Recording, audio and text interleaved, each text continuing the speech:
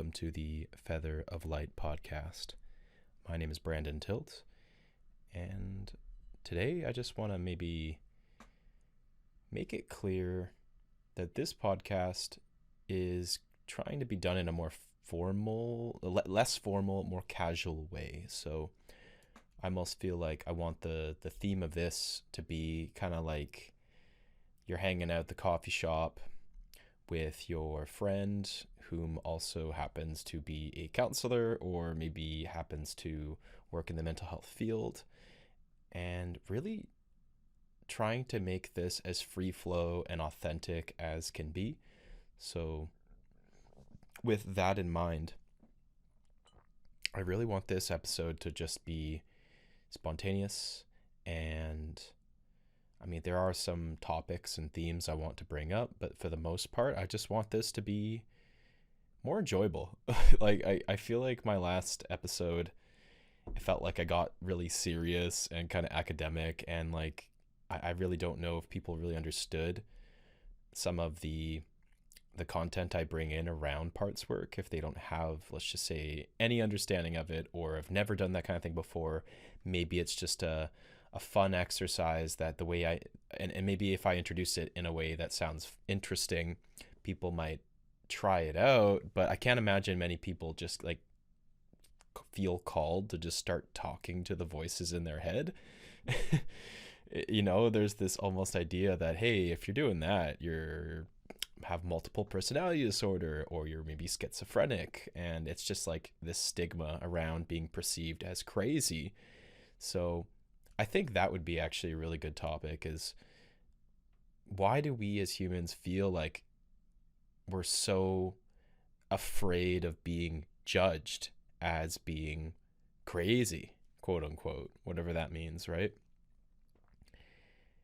I mean, sometimes when I'm in a session with my counselor or with my coach, I'm riffing, right? And I go into some pretty dark places at times, and I feel like that is a question that comes up, is like, wow, what's going on here? How do they perceive me? Are they judging me? Am I crazy? Especially if I talk about some dark philosophical subjects, or I get into the whole metaphysical world. And I mean, I can imagine there are times where it is relevant to bring up, say, I don't know, theories about suffering, or theories about consciousness. What is consciousness? Theories about aliens, theories about magic, like all these really cool things. At times, and maybe it's relevant in a session, or it's something that's really bothering you on a deeper level. Like it's like you're so damn curious about what's actually going on. It's just like you can't have a peace of mind until you get certainty around something. And I mean, hey, maybe on some deeper level that's just a thread you need to pull, right? But I try not to go too far off the rails, and not for fear of being perceived as quote unquote crazy, because I actually don't believe, for the most part, that's a term. I won't say that it doesn't exist, but in many ways I would say it's deeply subjective, and it's so context based, depending on the experience of one person, and it has to kind of be, collectively agreed upon. And then of course in the whole mental health world, it's like, let's diagnose somebody, and some diagnoses are literally like termed as crazy, right? It used to be like a neurosis, or there were certain other things like dementia, or of course I forget, like lunatic, right? The word lunatic comes from something to do with the moon, something to do with a person who has been who just shifts, like their mood shifts like the moon cycle, right? So the lunar, it was essentially the root of lunatic. But yeah, just like all these different words, right? The language we use, and the ideas that are behind those words, and the judgments that are behind those words.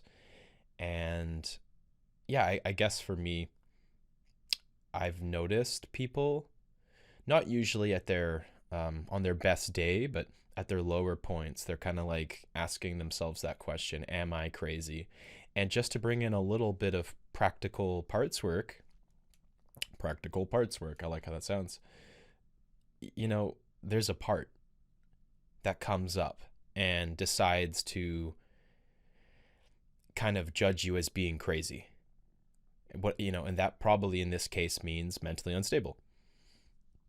So when you have this inclination to judge yourself about, hey, something I said or something I've done is now deemed me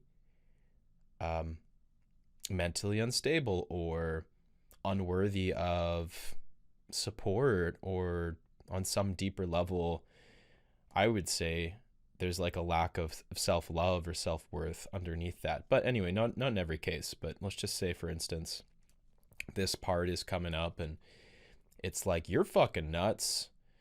Your mental state is whack. I can't accept something that's coming up, right? I can't begin to fathom being that dark or being that unstable, or this kind of like, there's this archetype of a criminal, or there's this archetype of a demonic sort of presence or something that you've perceived as the threat or the enemy, and you're like, I can't be like that.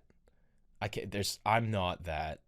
And that's where this idea that even if you're just like in a small aspect of your being similar to that thing, you're crazy. So I would deem that, from the theoretical, or from the more of the spiritual lens, let's just say, to be crazy is to see, is to really witness and experience something that most people aren't willing to witness or experience or see. So there's kind of like, let's just say, a truth that you're willing to be more receptive to, or let in, or entertain, right? When you entertain a truth that's just too overwhelming for most people, even for maybe yourself, something happens. And I would also say it's likely a protector part comes in, and it's kind of like, whoa. This can't be true, because this compromises this whole reality we've got in place, right? Cognitive dissonance. It's when you're not able to accept something that's so outside your worldview. It kind of like contradicts your entire working model of reality. So just seeing how that topic plays out, I suppose. I love how there are some like historical figures. Like, I love Carl Jung, right? Carl Jung was and depending on if you believe if he's still alive, I mean, he's dead now physically, but a modern mystic, and his reputation is still, I'd say, immortalized in that way. But he wasn't able to be seen as such, right? To be seen as a mystic, to be perceived as somebody that can hear things that we don't all sort of accept on a social level, you're fucking crazy, right? According to our professionals, right? Or the medical model and the institutions that deem people as such. But Carl Jung had waking visions, so he could see things, right? And he would never talk about it, of course, because he was a professional in the field, and he had a lot of influence on the psychology community.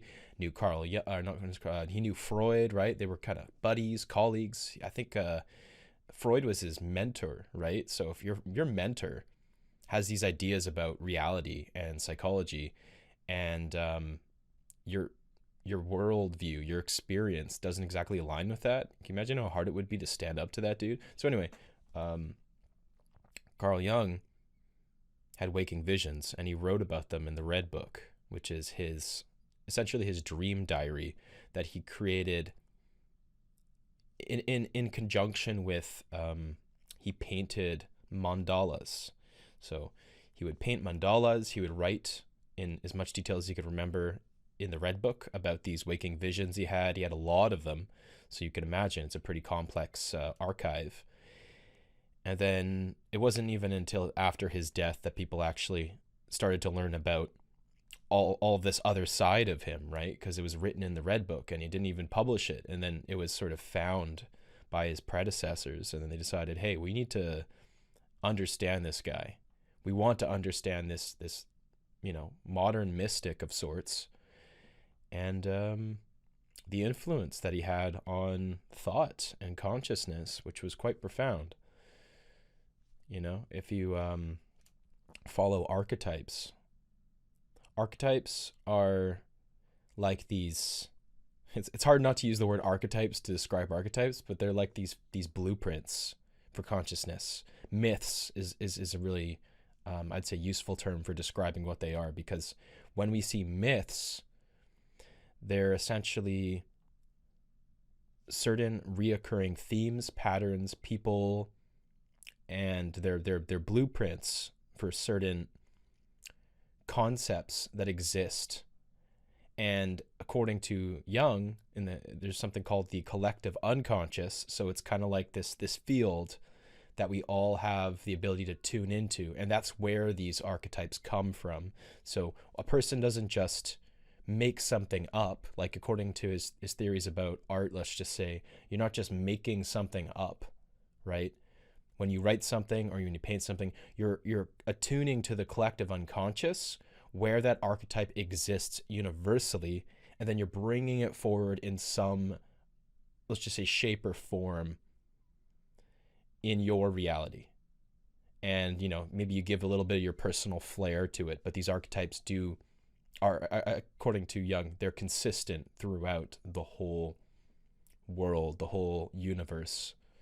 So yeah, I mean, archetypes are really, really beautiful messages, right? We see them in astrology.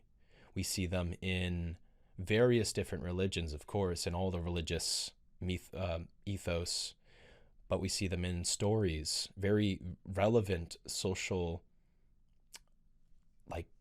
messages. Like if you look to, I love how Aubrey Marcus breaks down Lord of the Rings in terms of the archetypes in it, and he really looks to he tries to decode it, right? He tries to decode the messages of this epic tale that has all these archetypes imbued within it, all these messages within it, all these themes within it, right? It's a very complex story. It tells a lot about, the world wars. It tells a lot about, Aubrey Marcus, at least, proposes there's the battle on consciousness, the war of the good versus the bad, the corruption of the masses, all these themes that we see in the what's it called? The Age of Aquarius. He sees essentially a lot of these themes are being represented and spoken to through Lord of the Rings. So I guess that's just a common example of how archetypes show up within Lord of the Rings, but they also show up in all these different movies, all these different books, all these different stories. And there's certain core stories, or I guess you could say more of frameworks to how these stories are told. So for instance, the Dark Night of the Soul is one that's very, I'd say, well known by some. And then the hero's journey. So the hero's journey, I feel this is a very relevant topic, regardless if we're talking about counseling or coaching, whatever. It's the hero's journey, in many cases, it plays out in epic tales, in epic stories, in people's lives, certain people that go through some kind of epic quest where they have to leave their home, their family, they have to go on a big journey, and they meet these certain archetypes, or they meet the certain masters or something, some teacher, and then they have to go and split off and return home and essentially continue some kind of cycle of providing that knowledge to another. I don't have all the steps down, but there's a specific process. There's a cycle that one goes through in the hero's journey, and it's about death and rebirth in short. It's kind of about how you need to go and get away from all of your previous self and world and environment, and you have to let go of your previous identity.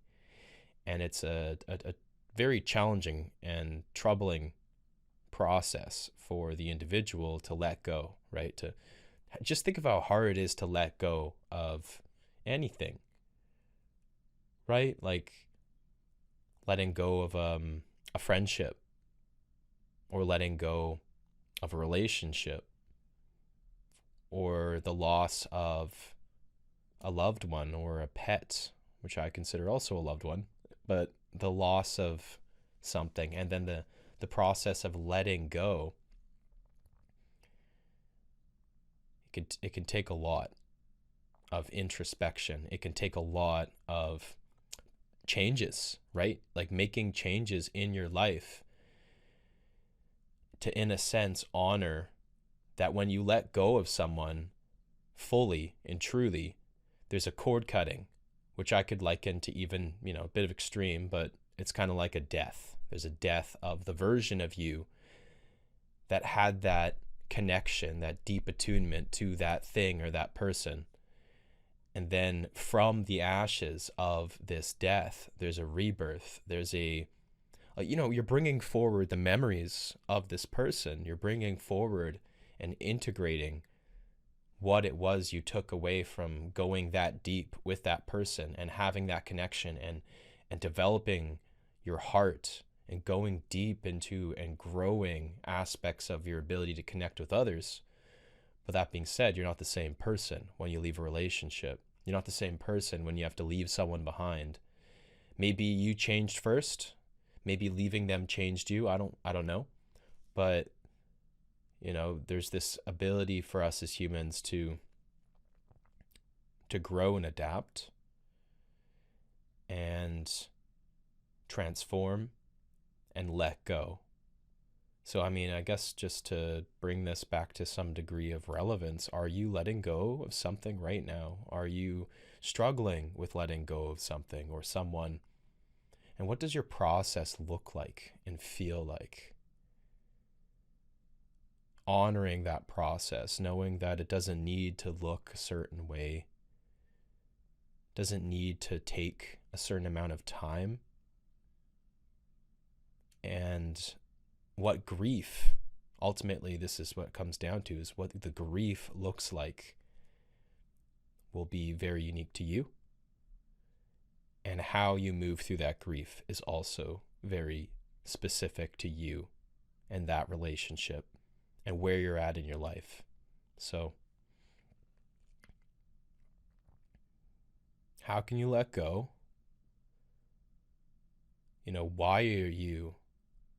Why do you feel like you need to let go? Do you need to let go? But according to the hero's journey, you do, right? Like, according to this archetypal story, right?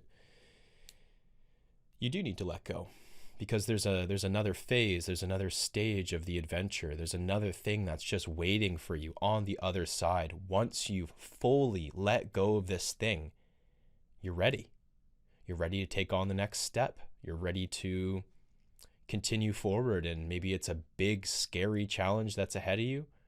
Maybe it's something beautiful. Maybe there's a teacher, whatever that looks like for you, right? It could be a person, could be a process, could be an experience or some sort of art form that's teaching you. This is where I very much believe art teachers aren't just conscious experiences within a classroom. Obviously, there are physical teachers. There are folks that literally have the capacity to teach and dedicate themselves to learning how to teach. That's inherent in our society. It's beautiful. It's storytelling. Elders, teachers. But then there's also things that are non-human teachers, and you could look to the more spiritual based perspectives, right? Like there's entities, there's guides, there's ascended masters, there's all these things. Now, I don't know. Maybe these are things I tap into. I don't actually consciously know. I don't have, I would say, that ability. That's not the way to which I interact with consciousness. But art, going to nature and channeling music or channeling prayer, or the way I work with my parts, actually, I feel is a type of channeling process. And these are the ways that I am taught. Like, I am directly being taught. I don't need a person in my, I mean, I got a lot of people in my life, right? I got family, friends, professional colleagues, all this stuff, counselors, coaches. But I mean, like, ultimately the teachers that teach me the most are the subtler, quieter, more difficult to really decipher or receive wisdom from. The masters that are sort of like embedded or imbued within life itself. And I would say a good example of this that most people probably aren't familiar with unless you've drank an ayahuasca or study these particular tribes, but the Shipibo, they really do emphasize the role of what's called dieta. So dieta is where you diet in a very specific way, but you also abstain from certain television, and really try to limit your sexual thoughts. Or you can't masturbate, you can't even really hug people. You can give them a handshake really briefly, but you're trying to limit energetic interaction. But the reason being is because you're starting to engage with a plant. You're starting to engage with the consciousness of a plant. And that typically takes a tremendous amount of discipline. And drinking this plant in itself is a obstacle. You need to get to where the plant's available. Usually there's a social dieta, so you're not getting too much other people's energy mixed up with the consciousness of the plant, which is just like a whisper, right? It's such a subtle thing. It's like the wind. You sit there and try and listen to the wind, and how much are you taking away from that experience? How much do you really like slow down and open up your awareness to something as subtle as the blowing of the wind on a leaf or the trickling of the water? And it's not speaking to you like I'm speaking to you here. It's not speaking to you like your friends speak to you, or your TV speaks to you, or a teacher on some fucking program or course speaks to you. No, it's teaching you in a different language, a language that isn't verbal. It's typically vibration. So I guess bring this back to what I do sometimes. It's just other languages that I feel like you have to be open to learning, right? Like healing is really just about, I would say at least, being able to attune to these other perspectives of these other languages of typically what are other beings or other aspects of your own being, and then having the capacity to, in a way, apply your understanding of those messages or that wisdom, or even just like motivating yourself to try something different and then learning experientially. That's like a process of mentorship in a way, right? Like a mentor can directly guide you through something, but other times they're just facilitating you being in a certain experience, which you learn from. So anywho, I hope I haven't lost you yet. I've got a little bit in the weeds here, but it's just about teaching. It's about wisdom. It's about being open to the messages and the downloads from the universe, from the teachers that aren't just human. They could be plants. They could be completely non-embodied, unembodied, disembodied, however you want to say that.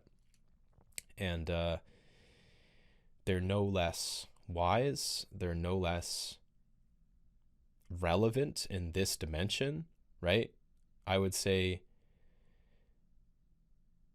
something about dreams really shows us how there's some kind of universality to what is taught to us in other dimensions and other forms, and how it's coherent. There's a coherence in terms of how it is essentially represented in this conscious 3D realm.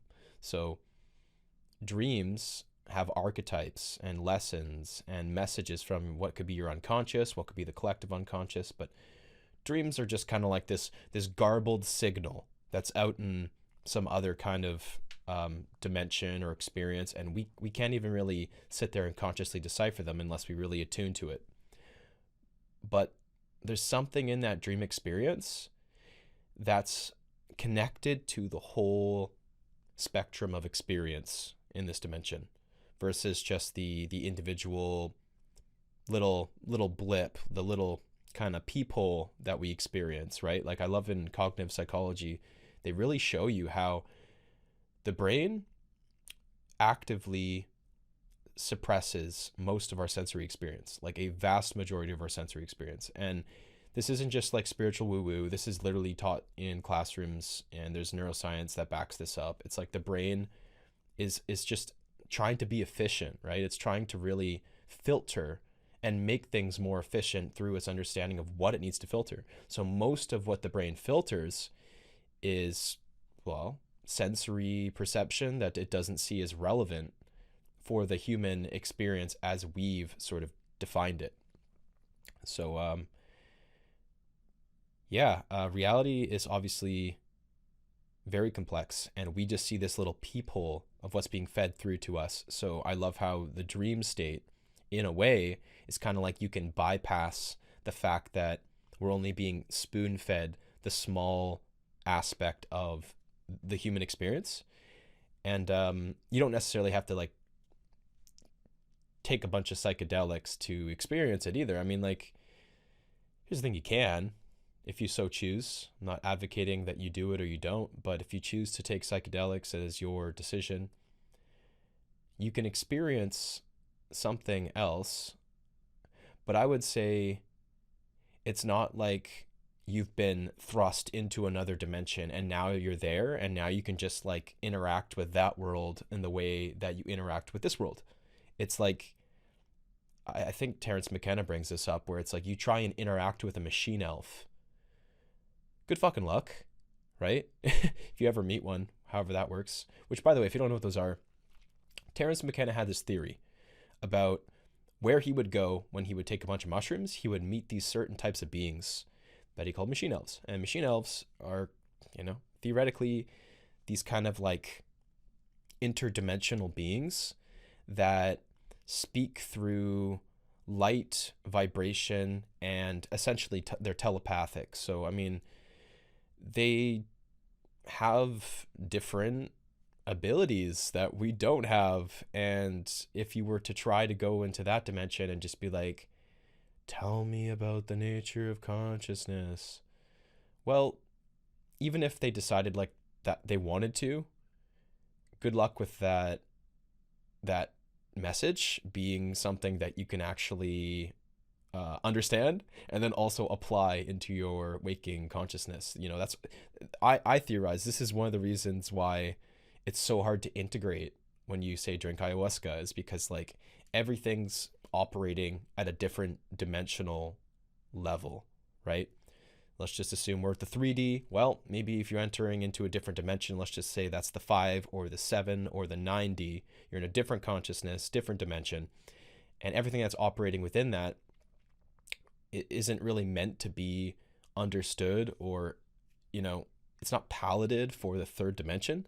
So going there and coming back, yeah, it's just something of a mystery of how you get from all this garbled nonsense, in a way, all this like flashing of lights and beeping and other languages and whatever it is you experience. Sometimes it's not even as like dramatic as that, right? It's just like confusing and nonsensible and on some level pointless. And you're just like, well, what the hell was the point in that? Like I just hallucinated a bunch of crap and that meant nothing. Well, you could reduce it down to that if you really choose, but I would say that your capacity to actually comprehend what just happened is just not quite there.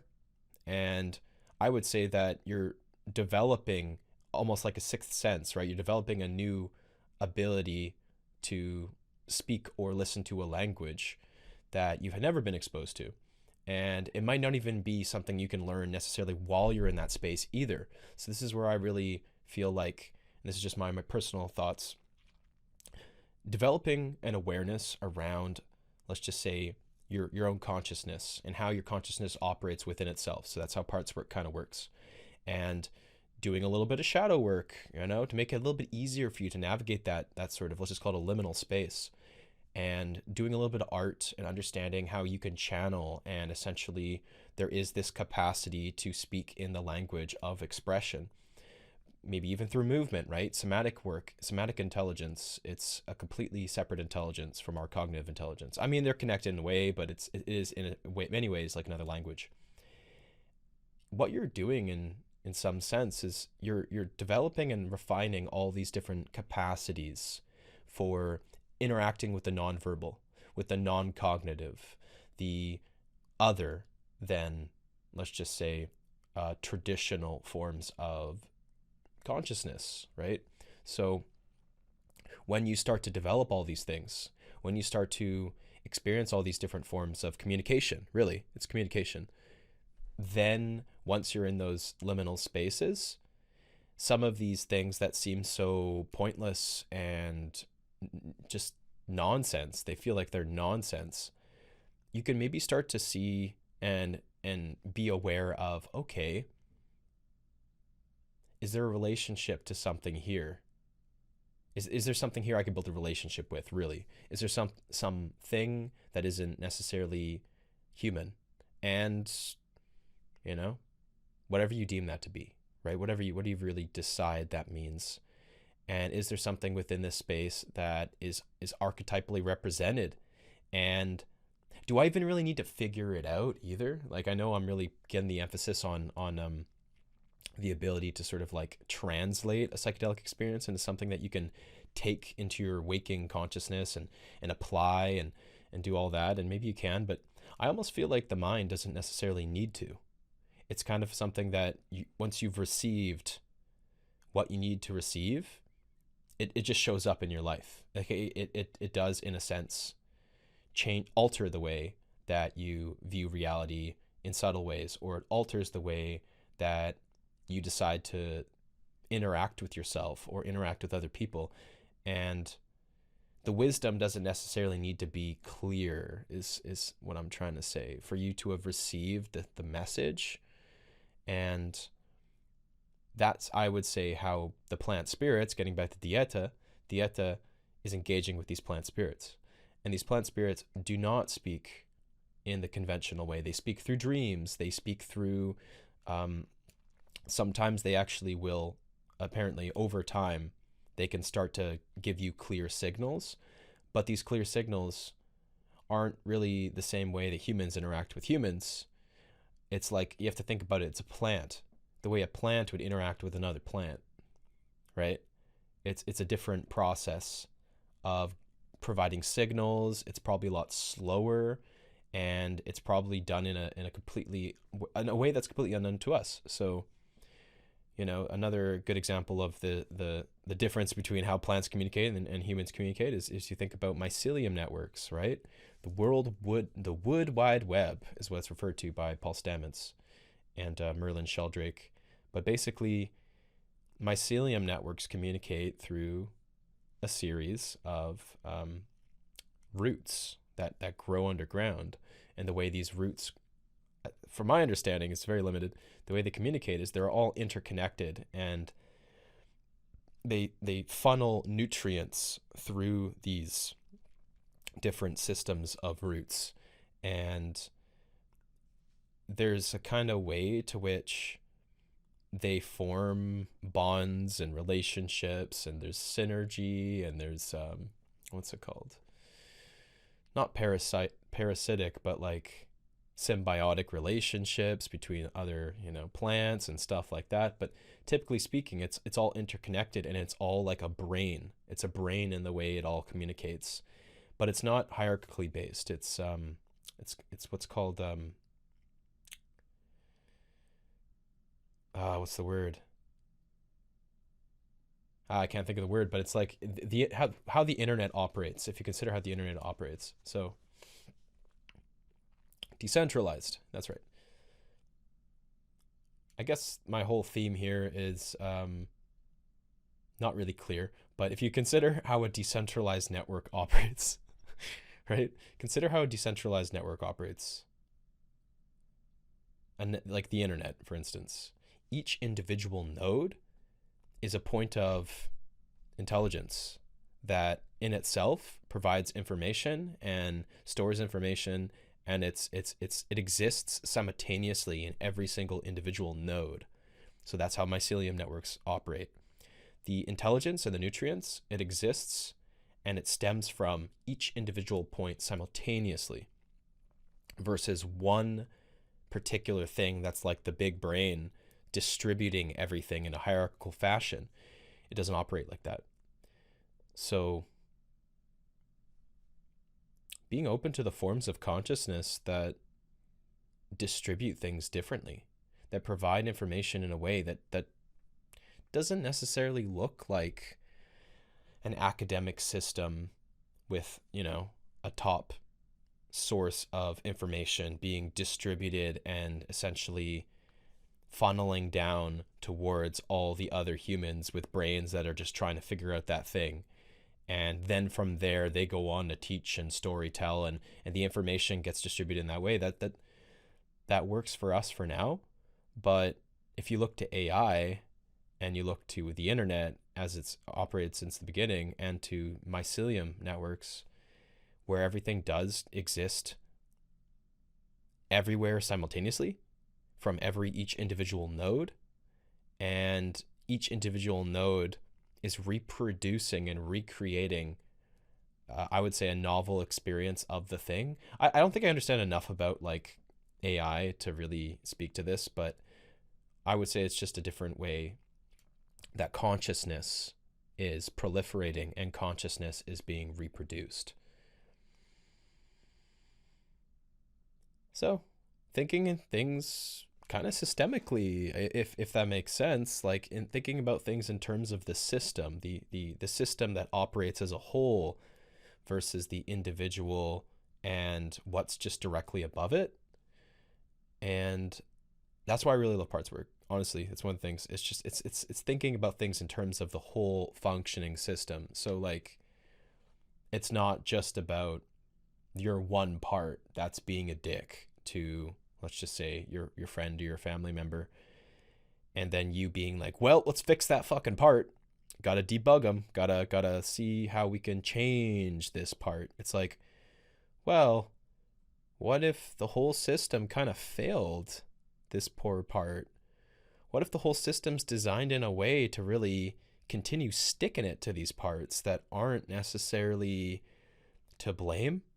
They aren't necessarily good or bad. They're just operating in the way that they know how, right? They're based on the information they've been provided and the experiences that they've undergone. That's how they show up. And that's how they continue to show up, because it makes sense to them. So understanding that to attack one part of the system, according to this whole systems approach, attack one part of the system, it actually impacts the whole system. It inevitably brings down let's just say, the capacity for the whole system to thrive, for the whole system to operate and function. And I would say as a society, we forgot that. We've really fucked that one up. We figure it's like dog eat dog, I succeed because I need to survive, and if they get fucked, then so be it. When realistically, every time we think that way, we're actually bringing down the whole system, right? Bringing the whole vibe down, right? It's like we've got one person who's like supposedly high vibrations, right? I don't know if I always agree with that language, but they're operating a certain frequency, and then they decide that there's others that are less than, and then but what they're actually doing is they're bringing the whole vibe down, the whole vibe of the whole community, of the whole system. It's all getting impacted. So anyway, I'm kind of riffing here, but to me this makes perfect sense, right? Understanding how parts operate, how they all kind of have like some degree of a collaborative nature. So there is allyships, like according to parts work, there is like parts that get along with others better. There's parts that decide that they're like fighting and at war with other parts, but like we're the leaders, right? Like we're the ones who have the capacity to reharmonize these systems. We're the ones who have the capacity to reharmonize pretty much any system that we're a part of. But there's a certain approach to understanding the entire system. There's a certain approach to understanding, you know, how you can embody curiosity, how you can embody creative solutions, how you can embody compassion, connectedness, and continually embody these things. Notice when you're not embodying these things and check in around yourself and your own experience of that. But then understanding that it doesn't work when we choose to exclude and exile people, because what happens is we're realistically doing so because we see an aspect of ourself that we've exiled, that we've chosen to disclude and demonize and kick the fuck out of our system, quote unquote. But we're not really kicking anything out of our system, right? We're not actually capable of removing aspects of ourself like a surgery. You're not surgically cutting out a part of yourself. It's not possible. But we convince ourselves that we do. We try to convince ourselves, at least some people do, that we can. And as a result, we're actually just creating some sort of unconscious, let's just say, vendetta or anger or hatred or, you know, what's the word?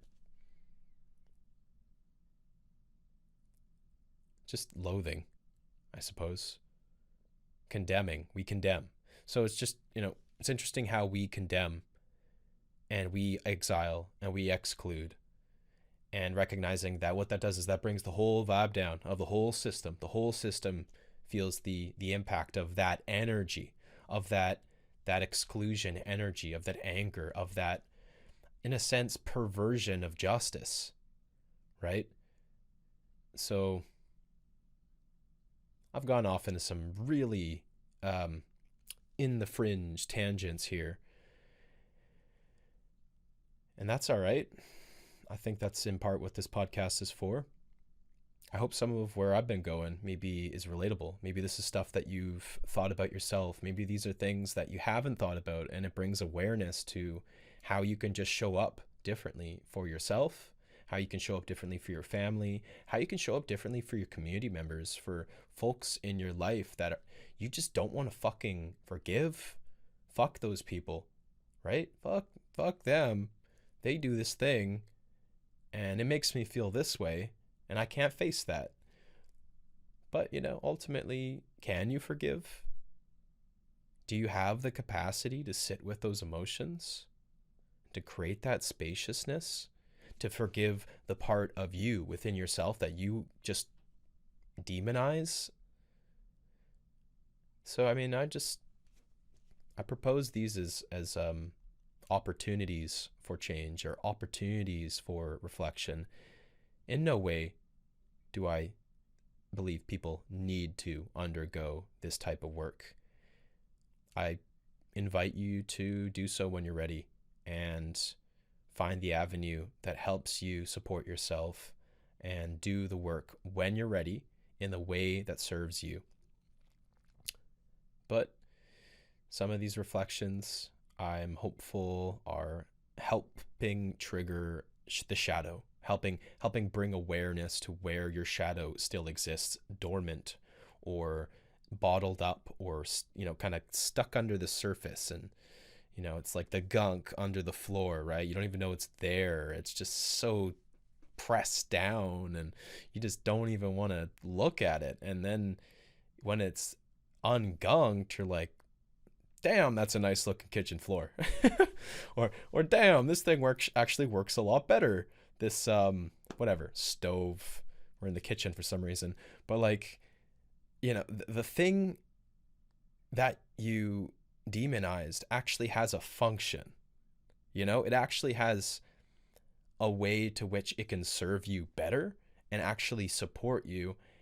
And sometimes it just takes a little bit of curiosity, a little bit of bringing awareness to this thing, a little bit of grace for yourself, a little bit of normalization of, hey, here's that darkness. Oof. Oof. There it is. I'm human. You're a human. We're humans. We're all humans. But I'm a human over here. And I'm feeling shame. I'm feeling fucking miserable and bitter and irritated and angry and all these things we're told we shouldn't feel to be good little humans. Can't feel resentment? Ugh. Resentment? Oh God, that means I'm this.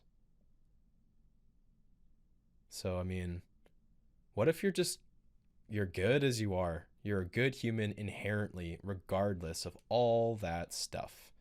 All those feelings, all of them are meant to be messages, signals from the other dimensions, archetypes that are helping you explore the consciousness and maybe move towards some kind of possibility of change or relationship that you're karmically destined for.